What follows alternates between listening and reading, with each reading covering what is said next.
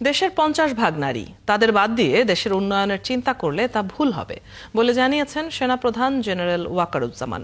শুক্রবার বেলা 11টায় Joypurhat girls cadet কলেজের প্রাক্তন ক্যাডেটদের 3 দিনব্যাপী প্রথম পুনর্মিলনী অনুষ্ঠানে প্রধান অতিথি হিসেবে তিনি এসব কথা বলেন। তিনি প্যারেডে অংশগ্রহণকারী ক্যাডেট ও প্রাক্তন ক্যাডেটদের সফলতা ও উত্তরোত্তর সমৃদ্ধি কামনা করে তাদেরকে দেশ সেবায় আত্মনিয়োগ করার আহ্বান জানান। সেনাপ্রধান আরও বলেন, আমাদের স্বপ্ন অনেক ক্যাডেট তৈরি করা। আমরা নারী নেতৃত্ব চাচ্ছি, নারী ক্ষমতায়নও চাচ্ছি। সেজন্য নারীদের দক্ষভাবে গড়ে তুলতে হবে। এজেইসি পুনর্মিলনী অনুষ্ঠানের উদ্বোধন ও পুনর্মিলনী প্যারেডের সালাম গ্রহণ করেন তিনি।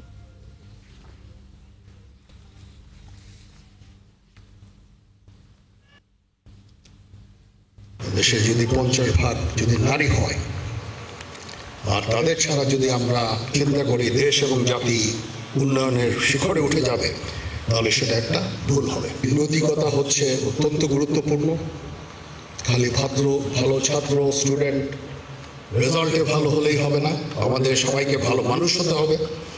সে উদ্দেশ্যে এই ক্যাডেট কলেজ কাজ করে যাচ্ছে। নৈতিকতার শিক্ষা দেওয়া, সততা, নৈতিকতা, এগুলোর শিক্ষা আমরা দিয়ে চলেছি। সেটা যদি আমরা তোমাদের মধ্যে ঢোকাতে পারি, তাহলে অবশ্যই আমি মনে করবো এই ইনস্টিটিউশন সফল।